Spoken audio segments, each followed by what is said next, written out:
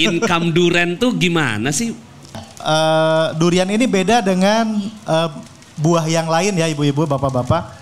Kebun durian itu lebih tinggi hasilnya daripada emas. Iya. Gitu ya? Betul, betul. Itu gimana ceritanya kok bisa setara atau dengan emas tuh gimana? Iya. Setahun nih misalnya, setahun satu pohon bisa berbuah berapa buah? 50 butir aja. 50 butir. Iya. 50 butir dikali ya. Kita hitungnya taruhlah misalkan harga kebun 250.000 per kilo. 250.000 per Gak kilo. usah dihitung 3 kilo lah, hitungnya 2 kilo aja. 2 kilo, berarti Ya kan? 500.000. 250.000 kali 2, 500.000 kan? Dikali 50. Kali 50, satu pohon udah bisa dapat hasil 25 juta. 25 juta setahun. Iya, dalam satu kali panen. 25 juta. Satu kafling itu kan bisa 2 pohon. Bisa 2 pohon. Berarti 50 juta setahun. Iya.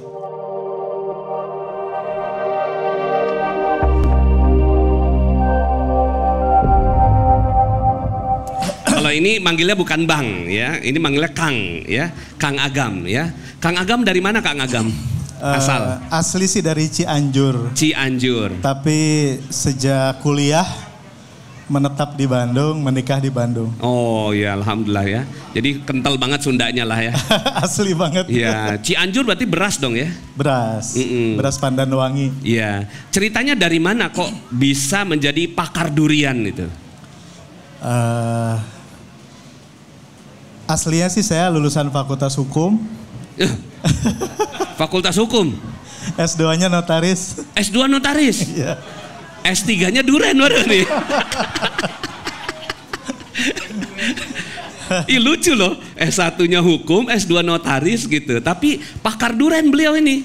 Jadi pas lagi COVID itu, kebetulan saya aktif jadi advokat waktu itu. Bukan alpukat ya, advokat ya. Advokat. Ya. Sekarang jadi petani avocado. Minta ini ya dong. Tadi saya dikasihin duren, tunjukin durennya sini. Ya. Ya, ini kalau dibagi-bagi cuma dapat baunya doang ini. Ya. Terus gimana? Covid?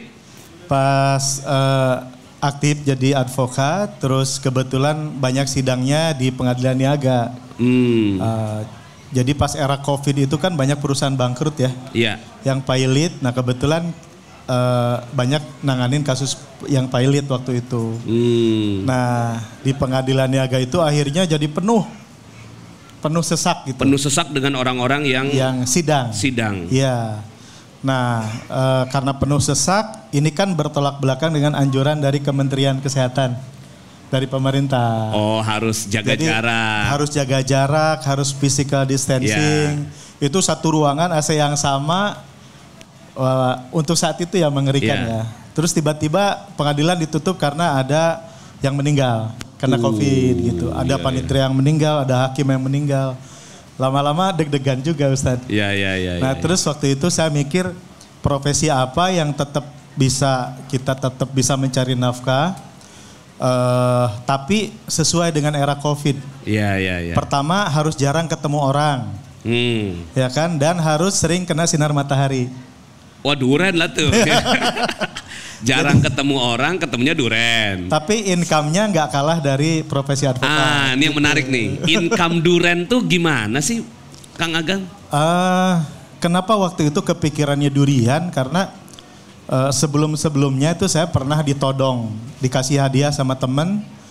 Nih cobain, karena dia tahu saya pecinta durian. Nih cobain durian. Terus saya makan, itu durian apa tuh? Musangking. Tapi frozen, diimpor dari Malaysia. Saya makan, legit banget, warnanya eksotis, kuning. Eksotis ya. Udah gitu tebel dagingnya. Saya makan, enak gitu ya. Udah saya makan. Terus teman saya bilang, itu cuma 400 gram Ustaz. 400 gram? 400 gram. Harganya? Setengah kilo juga enggak gitu ya. Iya.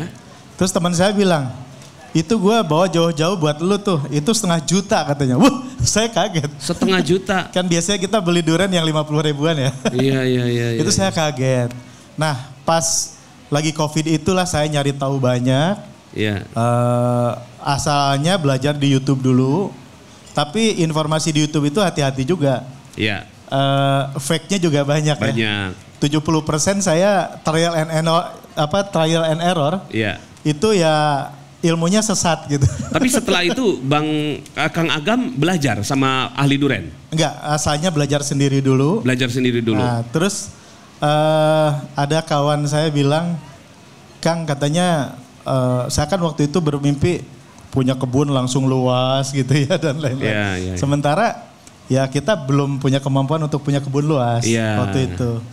Jadi kata teman, belajar aja dulu ilmunya, jangan ditunda-tunda. Jadi jangan mentang-mentang gak punya kebun, terus kita jadi menggagalkan impian kita gitu. Iya. Jadi lakukan aja dulu gitu. Iya. Nah terus dilakukan, alhamdulillah gabung dengan komunitas para pekebun durian. Ini ganti yang ini nih. Ya. Yang ini gantinya tuh. Ya. Udah taruh gini aja. Nah itu. Ya. Atau buka deh. Ini ambil. Iya, taruh sini. Ini durian apa nih? Kalau ini montong. Montong. Tadi saya dikasih 3 loh. Ya. Terus akhirnya bisa menguasai ilmu durian. Belajar sendiri dulu, kurang lebih 1,5 tahun. Oke. Kita trial and error. Dan alhamdulillah saya bertemu dengan 2 orang hebat di Indonesia. Oke. Dia lulusan SMP, bukan lulusan sarjana pertanian, tapi dia udah sering diundang oleh pemerintah asing ke Jepang, ke China, ke Australia untuk bicara tentang budidaya durian. Oke. Nah, alhamdulillah, qadarullah, biasanya orang agak susah ngedeketin beliau. Iya. Tapi ya alhamdulillah saya dibukakan jalan. Karena ilmu magnet rezeki lah itu ya. Alhamdulillah. Saya langsung berguru dengan beliau kurang lebih 1 tahun. Iya. Belajar ilmu mineral. Jadi akhirnya dari belajar YouTube, otodidak, ketemu ahlinya, 1 tahun full belajar duren. Hampir 2 tahun ya. Hampir 2 tahun. 2 tahun ya. Nah sekarang kan gini ya, Bapak Ibu semua, kenapa beliau ada di sini? Karena beliau adalah mitra kita dalam bidang durian. Ya. Jadi kita komunitas Magnet Rezeki ini punya lahan luasnya lebih kurangnya 14 hektar. Ya. 14 hektar itu kita mau tanami dan sekarang sudah ya Bang ya? Kang Sudah hampir 300-an. 300 pohon yang kita tanami. Ya. Nah itu katanya pohon durian itu akan terus ada buahnya sampai 200 tahun, itu betul? Bisa sampai 200 tahun. Tergantung kontinuitas kita memberikan nutrisi. Iya. Karena hati-hati di durian itu Ustadz. Jadi kalau sudah berbuah kita jangan langsung senang dulu. Kalau sudah beres panen kita harus mengembalikan keuntungan dari panen itu kurang lebih sekitar 12-15% untuk nutrisinya dikembalikan lagi, menjadi nutrisinya. Karena durian ini beda dengan buah yang lain ya ibu-ibu, bapak-bapak. Jadi kalau kita bayangkan buah mangga itu kulitnya sangat tipis ya. Jadi untuk membentuk jaringan kulitnya itu effortnya nggak terlalu gede. Itu betul. Baru ngomong kulit ya, belum kulit. Dagingnya. Yeah. Tapi kebayang nggak kalau durian? Baru ngomongin kulitnya aja, ini kalsiumnya berapa ya? Ini nutrisinya untuk bikin cangkangnya aja. Nah belum dagingnya. Jadi benar-benar nyedot. Siapa yang suka makan kulitnya? Jadi kita kan gini ya, kita ngitung-ngitung ekonomis nih ya. Kita ngitung ekonomis, kalau dia 200 tahun, katanya ada yang bilang bahwa kebun durian itu lebih tinggi hasilnya daripada emas. Iya. Gitu ya? Betul. Gitu. Itu juga yang menjadi alasan kenapa sih Magnet Rezeki bikin kebun durian? Ya karena kita udah bikin emas. Iya betul. Kita udah bikin kebun emas. Nah sekarang kita bikin kebun durian gitu. Tepuk tangan dulu dong. Ya. Emasnya udah, sekarang duriannya. Betul. Itu gimana ceritanya kok bisa setara atau dengan emas tuh gimana? Iya. Setahun nih misalnya. Setahun satu pohon bisa berbuah berapa buah? Kalau udah stabil sih, kalau di rata-ratakan 50 butir aja. 50 butir? Iya. 50 butir dikali satu buah begini kalau musangking berapa? 2 juta? Musangking ini gini, kalau di end user di toko, itu harganya di 400 ribuan per kilo. ditimbang dengan tangkainya, dengan kulitnya, dengan bijinya. Berarti ini berapa kilo nih? Ya, kalau ini 3,7 kilo. Oh, katakan misalnya 3 kilo, 3 dikali 400 berarti 1,2 juta kalau montong, kalau musangking nih. 1.200.000. 1.200.000. Betul. Oke. Tapi kalau hitungannya di kebun, kita hitungnya taruhlah misalkan harga kebun 250.000 per kilo. 250.000 per kilo. Gak usah dihitung 3 kilo lah, hitungnya 2 kilo aja. 2 kilo, berarti ya kan? 500.000. 250.000 kali 2, 500.000 kan? Dikali 50. Kali 50, satu pohon udah bisa dapat hasil 25 juta. 25 juta setahun? Iya, dalam satu kali panen. Tapi kalau itu udah stabil ya, jadi si postur pohonnya udah besar gitu. Oke, 25 juta. Satu kafling itu kan bisa 2 pohon. Bisa 2 pohon. Berarti 50 juta setahun? Iya. 50 juta setahun. Itu modalnya berapa itu? Kemarin tuh satu kafling itu kita kemarin 100. Mana nih orang Dewa MR? Mana nggak ada? Saya dari tadi ngeliatin mana orang Dewa MR nih. Berarti satu kafling itu kan 160 juta ya? Iya. Iya, 160 juta gitu ya. Berarti dalam 3 tahun udah kembali modal. 3 tahun 4 tahun udah balik modal. 3 tahun 4 tahun kembali modal kalau dia udah berbuah terus. Ya, tapi nanti durian itu nggak langsung kita pacu kenceng. Jadi buah pertama itu kadang dirontokin ibu-ibu. Oh, dirontokin dulu? Buahnya karena supaya posturnya siap dulu. Iya. Atau kalau ada yang penasaran, Pak jangan dirontokin semua. Itu biasa diambil 3 atau 5 dalam satu pohon. Oh, gitu. Nanti naik dari 5 butir ke 10 butir ke 15 butir terus sampai butir. Stabil. Itu insya Allah sehat. Berarti katakanlah misalnya 7 tahun kembali modal. Tapi setelah 7 tahun itu 50 juta tiap profit ya. Tahun profit tuh. Iya. Sampai 200 tahun. Katakanlah misalnya 200 tahun dikurangi 7 tahun. Karena modalnya 7 tahun tuh. Iya. 200 tahun dikurangi 7 tahun. Ya berarti kan 193 tahun. Iya. 193 tahun bagi 2. Berarti kan 185 ya. 85 kali 100 juta. Berarti satu pohon itu bisa 8,5 miliar. Iya. Modalnya 160 juta. Menghasilkan 8,5 miliar untuk berapa keturunan tuh? Makanya namanya bisnis durian itu bisnis 7 turunan. Iya. Siapa di sini yang mau meninggalkan warisan 7 turunan? Nah, duren tuh ya. Dan ini ya, menariknya gini, Kang Agam. Pemahaman kita tentang durian tuh nggak sebaik Malaysia ya? Betul. Gitu ya. Apakah musangking kita sebaik Malaysia? Kandungan agromineral kita nggak kalah dengan Malaysia. Cuma memang bedanya kalau Malaysia itu ngumpul, Ustaz. Ngumpul di satu tempat. Iya. Berapa sih lahan? Saya pernah baca tuh kurang lebihnya 70.000 hektar ya. Iya, memang disupport luar biasa ya di Malaysia itu. Oleh pemerintahnya. Ya, dan itu jadi entitas kalau kita disupport luar biasa oleh komunitas Magnet Rezeki. Bismillah insyaallah. Ya. Jadi ternyata ini bisa menghasilkan. Jadi kenapa sih saya bekerja sama dengan Kang Agam nih untuk bikin duren? Karena itu dia adalah satu bisnis akhir zaman. Ya. Saya juga gitu Kang Agam. Betul. Karena kan bisnis akhir zaman itu satu emas. Ya. Yang kedua film, film harus ada karena ada Bang Fajar, ya kan? Film, ya kan? Itu dakwah. Yang ketiga gitu, bisnis akhir zaman itu perkebunan. Ya. Bahkan perkebunan yang ada di gunung. Ya. Gitu. Nah maka Bismillah, Alhamdulillah Allah kasih jalannya. Nah menurut Kang Agam ini gunung kita nih cocok nggak buat musangking? Insya Allah cocok, MDPL-nya pas. Gitu ya? Ya. Itu kan curam banget tuh Kang. Lebih curam lebih bagus sebenarnya. Cuman ngerjainnya susah. Oh gitu. Kita yang ngerjainnya gempor. Iya. Kenapa lebih miring lebih bagus? Karena pohon durian itu paling anti kena genangan hujan. Oh dia nggak mau kena genangan. Ya, jadi harus kering berarti. Konturnya miring, hujannya kan nggak lama di situ. Jadi ada hormon namanya hormon sitokinin. Itu kalau lagi pembuahan, terus hujan lebat. Terjadi genangan itu naik hormon sitokinin, itu hormon ke pucuk. Makanya ada kakek kita, nenek kita bilang pohon duren kalau lagi berbuah keluar pucuk itu nggak enak rasanya. Iya. Karena energinya dia kebagi 2. Oh gitu. Ya, ke vegetatif atau ke generatif. Jadi milih dan biasanya yang dikorbankan buah.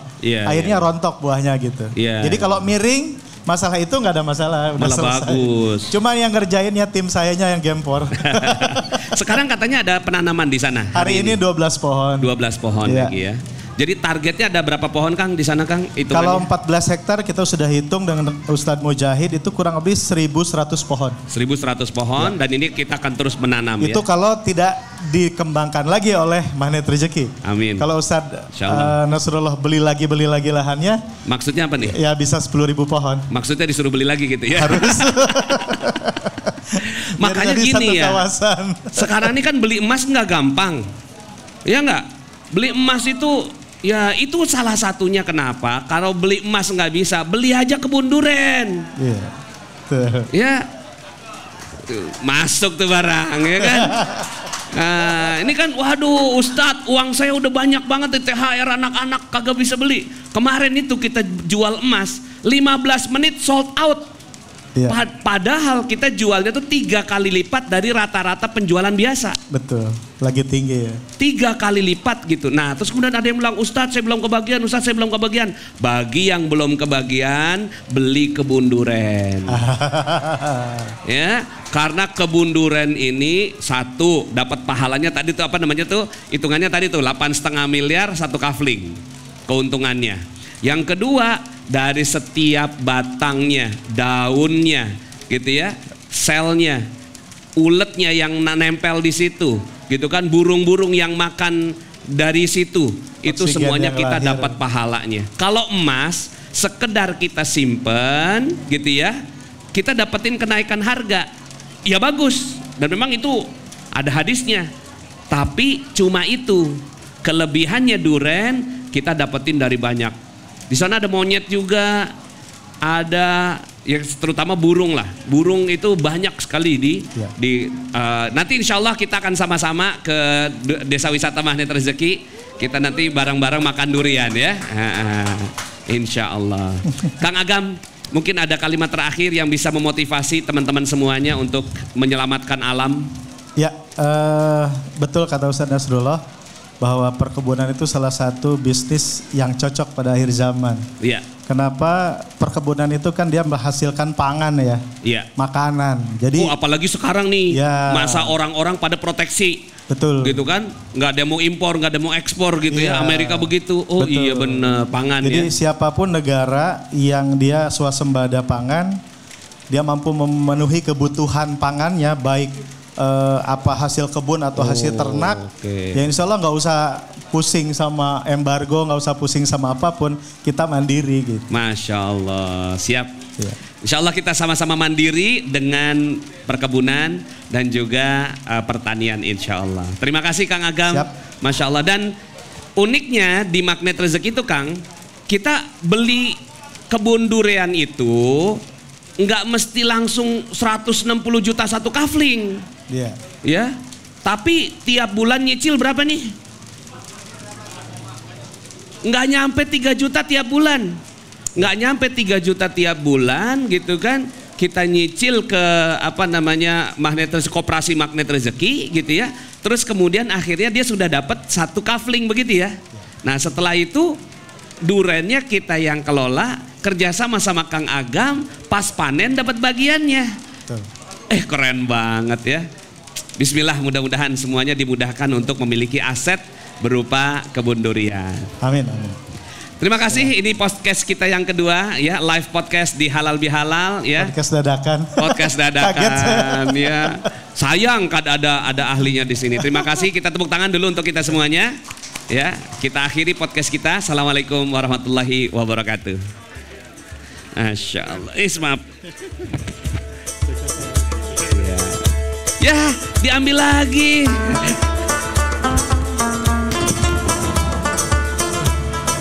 Cik, boleh dengan tepuk tangan sekali lagi buat Ustadz Nasrullah. Dan tadi ada Kang Fajar dan Kang Agam. Kang Agam, Masya Allah. Dua-duanya punya bisnis yang Masya Allah keren ya. Betul. Jadi Bapak Ibu yang punya kafling durian boleh angkat tangannya yang di DWMR. Oh sedikit ya. Kayaknya nggak sabar panen ya. Iya nanti bisa langsung tanya aja ke Mas Bayu ya, nasihatnya Mas Bayu ya. Nanti sistemnya gimana? Boleh nggak Kak Farha pantun ya dari podcast tadi boleh di. Oke, boleh pantun dulu ya, boleh. Dijawab cakep ya Bapak Ibu. Ceritanya disampaikan penuh ketulusan. Cakep. Nasihat bijak menyentuh rasa. Cakep. Podcast yang tadi bukan sekedar tontonan. Cakep. Tapi jadi bekal hidup luar biasa. Masya Allah. Semoga bermanfaat untuk kita semua ya. Betul sekali.